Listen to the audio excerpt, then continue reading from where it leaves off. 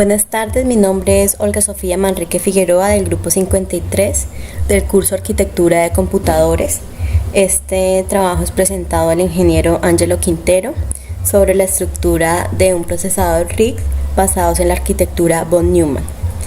Las RISC han incursionado en todos los fabricantes de semiconductores, entre los cuales está AMD, Intel, Motorola, los cuales son utilizados por estaciones de trabajo como Apple, DEC, HP, IBM, entre otros. Su auge es debido al tiempo de diseño de sus productos, que ha sido reducido, también a la disminución de su precio final y a la reducción de la posibilidad de tener errores. Los RISC son más eficaces que los CISC, son más pequeños y son de más bajo consumo. Las estaciones de trabajo RISC multiprocesadores más vendidas se basan en versiones de tecnologías Spark. Entre estas están la Super Spark y la Hyper Spark. Su historia.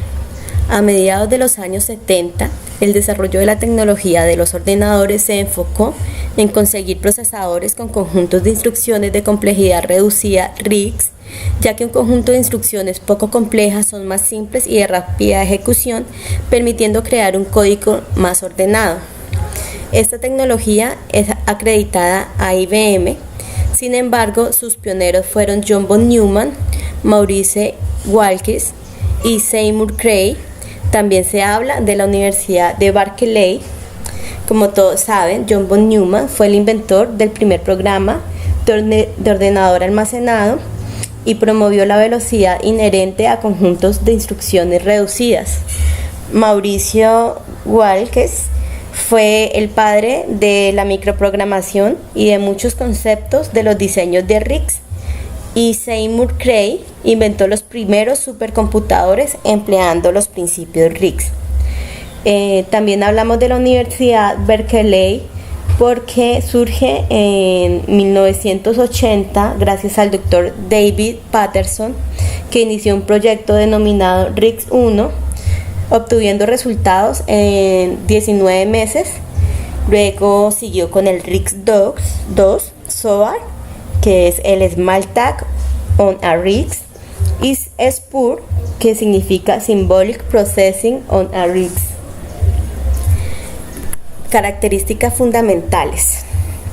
Entre las características encontramos el modelo del conjunto de instrucciones Load Store, la arquitectura no destructiva de 3 direcciones, las instrucciones simples con formato fijo y con pocos modos de direccionamiento, la ausencia del microcódigo, la ejecución de conductos pipeline y la ejecución de single cycle. En este modelo de instrucciones es solo la instrucción de carga almacenar que acceden a las memorias. Las otras operaciones del RISC tienen un lugar en su gran conjunto de registros, lo que simplifica el direccionamiento y acorta los tiempos de los ciclos de la CPU. Además, que facilita la gestión de los fallos de páginas en entornos de memoria virtual y permite un elevado nivel de concurrencia a consecuencia de la independencia de las operaciones de carga-almacenamiento de la ejecución del resto de las instrucciones. La información que existe en algunos de los registros como consecuencia de la ejecución normal de instrucciones es debido a su arquitectura de 2 direcciones, por lo cual el resultado de una operación sobreescribe uno de los registros que contenía a los operando, en contra de las instrucciones RISC, que son de 3 direcciones y contienen los campos de los 2 operandos y de su resultado. Por lo tanto, los operandos origen como el destino son mantenidos en los registros tras haber sido completada la operación. Las instrucciones simples con formato fijo reducen de manera muy significativa el esfuerzo para descodificación y favorecen su ejecución en pipelines. Las instrucciones de longitud fija con formato fijo implican que los campos de código de operación y de los operandos que están siempre codificados en las mismas posiciones, permitiendo el acceso de los registros al mismo tiempo que se está descodificando el código de operación. Todas las instrucciones tienen una longitud equivalente a una palabra, ya que no pueden ser repartidas en pedazos que pueden estar en diferentes páginas. Su ausencia del microcódigo no se presta a la ejecución en ciclos únicos, ya que requiere que el hardware sea dedicado a su interpretación dinámica. La programación del microcódigo no hace que el software sea más rápido que el programado con un conjunto de instrucciones simples.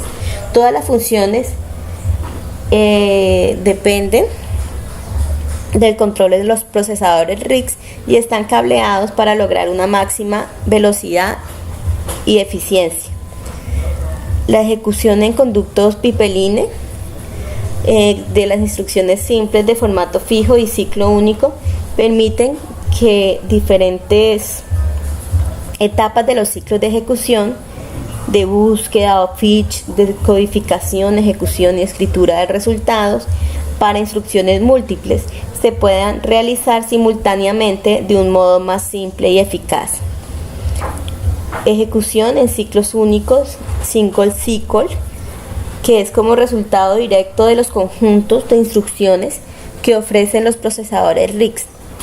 En cada instrucción puede ser ejecutada en un único ciclo de la unidad central de procesamiento, y esto invalida la creencia de que las microinstrucciones en un microcódigo creadas para ser ejecutadas en un solo ciclo de procesador son más rápidas que las instrucciones del lenguaje ensamblador, ya que el caché está construido partiendo de la misma tecnología que el almacenamiento de control y microprograma en una única instrucción. La ejecución de estos ciclos únicos también puede ser simplificada para la gestión de las interrupciones y los conductos de pipeline. El procesador consta de unas pocas instrucciones muy simples y altamente optimizadas, donde la mayoría de las instrucciones se ejecutan en un ciclo de reloj.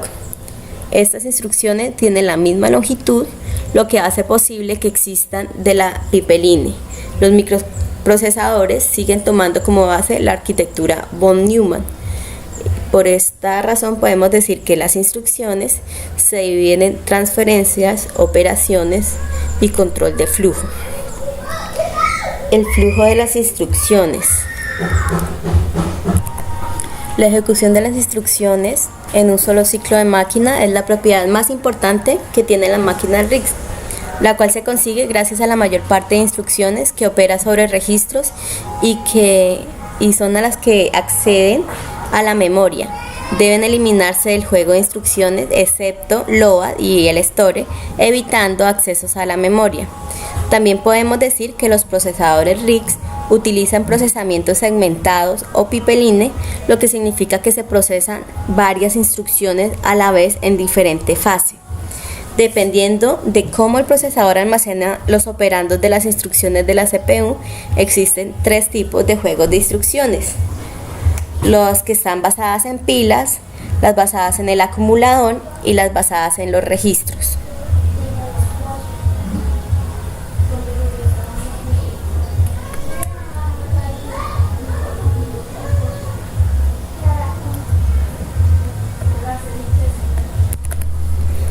Entre los flujos de instrucciones encontramos los de transferencia de datos, los cuales copian datos de un origen a un destino sin modificar el origen y normalmente sin afectar a los flags o indicadores de condición, y pueden transferir palabras, fracciones de palabras, bytes, media palabra o bloques completos de n bytes o palabras, que pueden ser registro-registro, registro-memoria, memoria-registro o memoria-memoria.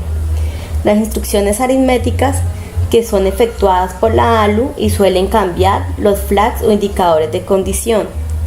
Las instrucciones de comparación, que suelen proceder a una instrucción de bifurcación condicional y modifican los flags. No hay que pensar que las instrucciones de salto condicional dependen de este repertorio, porque lo único que hace el salto condicional es consultar el flag y salta si precede, pero no depende de ninguna instrucción de comparación. De hecho, cualquier operación aritmética realizada anteriormente a un salto condicional puede provocar que éste salte. Las instrucciones lógicas realizan operaciones booleanas bit a bit entre dos operandos. Como las aritméticas, también modifican los flags. Las instrucciones de desplazamiento pueden ser aritmético o lógico y pueden incluir o no rotaciones, pueden ser de izquierda a derecha. Las instrucciones de bit comprueban un bit del operando y su valor lo reflejan en el indicador de 0. Pueden poner un bit a 0 o complementarlo. Las instrucciones de control permiten modificar la secuencia normal de ejecución de un programa. Pueden hacerse por salto condicional, relativo o absoluto. Los saltos tenemos que decir que son condicionales o incondicionales. Se suelen especificar como jump o branch, y en el caso de las condicionales se suele llamar G-count o B-count, donde count es una o más letras que indican las condiciones que han de cumplirse para que el salto se produzca. Las instrucciones ES, que son las instrucciones de transferencia, salvo que el origen-destino de dicho flujo es un puerto de un dispositivo de entrada o de salida. Las instrucciones de control y misceláneas se usan como semáforos, o sea que se declara una variable entera que tendrá el valor de 0 si el recurso está libre y de un 1 si está siendo utilizado, de manera que si un procesador comprueba y el semáforo está en 1, tendrá que esperar hasta que este cambie a 0, 1 igual a S, rojo, y 0 es igual a verde. Ahora continuamos con los tipos de procesadores. Los procesadores RISC surgieron de las investigaciones realizadas por Patterson y Hennessy en la década de los 80, los cuales se realizaron de forma sistemática y analítica sobre cómo se puede mejorar el rendimiento de los procesadores, dando como resultados los procesadores con pipeline, con superescalares, con la lógica de predicción de saltos, juego de instrucciones, entre otros. A partir de estas clasificaciones de los sistemas, podemos decir que los procesadores se dividen en CISC, SINT, MIST y MIM. Los CISC, o secuencia única de instrucciones y datos, que significan sus siglas Single Instruction, Single Data. Una sola secuencia de instrucciones opera sobre una sola secuencia de datos. En caso normal, que es de los ordenadores personales. El SIM, o secuencia única de instrucciones y múltiple de datos, con sus siglas Single Instruction, Multiple Data. Una sola secuencia de instrucciones opera simultáneamente sobre múltiples secuencias de datos, es decir, Array Processors. MIPS, o múltiples secuencias de instrucciones y única de datos, que significa Multiple Instruction Single Data. Múltiples secuencias de instrucciones operan simultáneamente sobre una sola secuencia de datos sin implementaciones útiles actualmente. MIN, o múltiples secuencias de instrucciones y datos, que sus siglas significan Multiple Instruction, Multiple Data, que es múltiples secuencias de instrucciones operan simultáneamente sobre múltiples secuencias de datos. Ahora continuamos con los sistemas de memoria de caché y multiproceso. Los sistemas de memoria multinivel caché son un esfuerzo para evitar el número de peticiones realizadas por cada CPU al bus. Los cachés son pequeñas y rápidas, por lo tanto también son costosas. Memorias que hacen que el buffer, es decir, el tampón, entre la CPU y la memoria externa para mantener los datos o instrucciones se basan en el principio de la localidad, lo que significa que, dada la fundamental naturaleza secuencial de los programas, los siguientes datos o instrucciones requeridas estarán localizadas inmediatamente a continuación de las actuales. Los datos contenidos en la memoria caché se organizan en bloques denominados líneas.